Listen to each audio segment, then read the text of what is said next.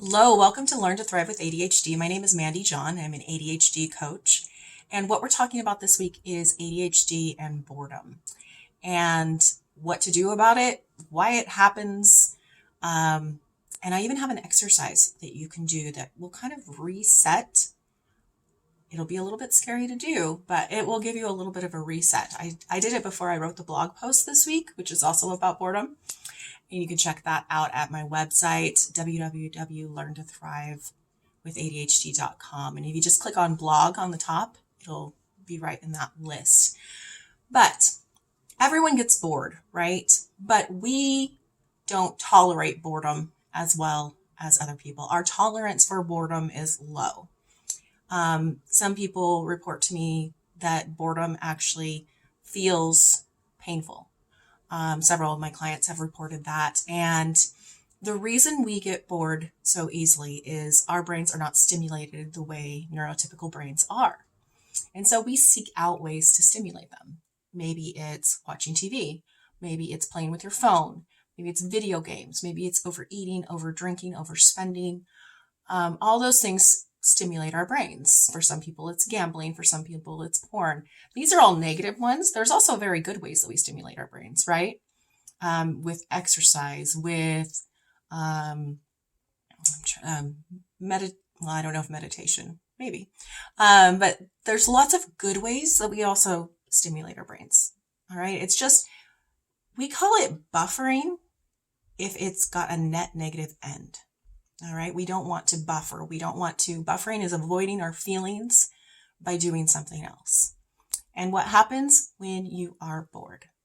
You're having a feeling, right?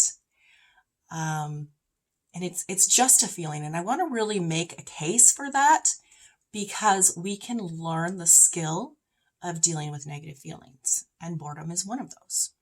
So that we could raise our tolerance for boredom. All right, I've got some Post-its over here that I'm going to bring over because I want to remember to share these things with you, and I forgot to stick them up before we started the video. So when we have negative feelings, one of them being boredom, we can avoid them, resist them, react to them, or process them. All right, and so avoid is easy enough, right? When you're watching the TV or overeating or overspending, you're avoiding those feelings. You're running away from them. Resisting them is like pushing them away. It's really when you're in that place where you're like, I'm not supposed to feel this way. And I heard this week, when we have bad emotions and we make it a bad thing, then it just makes it bigger. And I don't think that's the way it was put, but that's basically the concept. When we feel bad about feeling bad, that's the way it was put, then it makes it all worse. And that's the resisting. Reacting is lashing out at someone, doing things that you wouldn't normally do. And then processing is actually just sitting with it, sitting with the boredom, sitting with the negative feeling, and just kind of taking it with you. Brooke Castillo explains it like taking it with you like a heavy purse. Or I have plenty of guys out here watching these videos like a heavy bag and backpack. But you're going to take it throughout your day like that. You're just going to go about doing what you need to do, being bored. I want to pause there. You're going to go about your day doing the things you need to do, being bored. And you're going to notice that you're bored, and you're not going to make it mean anything bad. You just have a low tolerance for boredom. You happen to be bored right now. The thought of doing that task sounds boring. You're dreading it because you're afraid it's going to be boring. It's okay. Move forward. If you need to do the 10-minute exercise that I talked about in the last video, where you set a timer for 10 minutes, and you go about that task, and at the end of the 10 minutes, you can stop, the likelihood that you'll be motivated to do that task after the 10 minutes is very high. Okay? And that's how you can move throughout the things that you're supposed to be doing, taking that boredom with you. All right? You end that 10 minutes and you don't want to do that task anymore, I encourage you to do a different task. Something important that needs done. Okay? And what we're going to do is we're just going to learn to accept the negative feeling of boredom. We're going to learn the skill of dealing with it. All right. And another thing you can do is write down your thoughts about it. You're going to have lots of thoughts that come up. All right. And one thing I want to share is I don't think we need to, I heard from somebody on Instagram this week how she has boring tasks at work. And I asked her, do you have control over your work situation? And she said, yes, that's the problem. And I would argue, no, that's the great news, because you can take that boring task and you can make it smaller or break it up, or you have all the freedom to do different things. So where I have another client that has a boring task ahead of him and he has to do the task. There's certain issues where he can't just stop in the middle. He has to finish the task. All right. So that's a little bit of a tricky situation where you're going to want to listen to your favorite playlist. You're going to want to make it fun somehow for yourself to get through that boring task.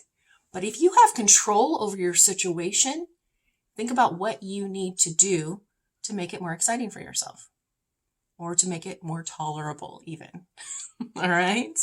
So I'm looking at my Post-its, and one thing that I didn't say in exactly these words is what we're doing here is we're choosing to feel the pain.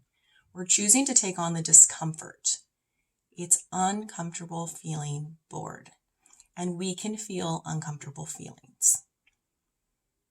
All right. That's going to make things so much easier to deal with when we're not making the uncomfortable feeling mean something's gone terribly wrong. I think that's what we do a lot of times with our brains, right? We have a negative feeling. We make it mean something's gone terribly wrong. And then we pile all kinds of negative feelings on top of that. And then we feel bad about feeling bad. Do you see the cycle there? That's going to put us in a miserable place. And no wonder. Now, welcome to the human race. This is the human brain. Our brain just wants to be comfortable. It wants to be safe. It wants everything to stay the same, which is actually kind of boring when you think about it. That's where I think those of us with ADHD are we'll get restless, right? We're a little more motivated to go do things because we need that brain stimulation. I can't tell you how many road trips I've had with my kids because I'm just tired of being in a little tiny town. All right. So sitting with the discomfort. Let's see. I want to take a look at the blog post really quickly and just see if there's something we can cover. Practice being bored. All right. There's a 5-minute activity, and I'll put the information for it in the description. It's only 5 minutes. You can do it. I promise. I did it before I wrote the blog post, and it wasn't that bad. And it's kind of a reset for the constant stimulation that we have coming. So you can imagine, just like anything else, we build a tolerance for things, right? If you drink too much caffeine, you're going to build a tolerance for that caffeine, therefore requiring more caffeine. If we stimulate our brains all the time, like we love to do, we're always listening to something, we're always consuming something in some way, right? But if we build up that tolerance, then we're going to need more and more stimulation. All right, so this is kind of a reset where we're going to practice being bored. Plan for being bored. Bring something with you. Bring a notebook, bring a book, whatever's appropriate for the situation. And then know it's just a feeling. This is just an uncomfortable feeling. You can deal with uncomfortable feelings. If you want to talk about this in a mini coaching session, you can see the link in the description for my link tree. You click on that, it will take you to a list of things, one of which is book a free mini session. And we can talk for 30 minutes and you wouldn't believe what we can get done in that time. Also, group coaching. We are starting a list for group coaching. It's going to be small groups. You just raise your hand to be coached. It's super affordable. If one-on-one coaching has been too expensive for you to handle, then group coaching is definitely what you want to try. All right. All right. Thank you. That's it for this week. I'm going to keep it under 10 minutes because I'm still recording these on my phone. Technical problems still. That's okay. We're moving forward. All right, guys. Thank you. Talk to you next week.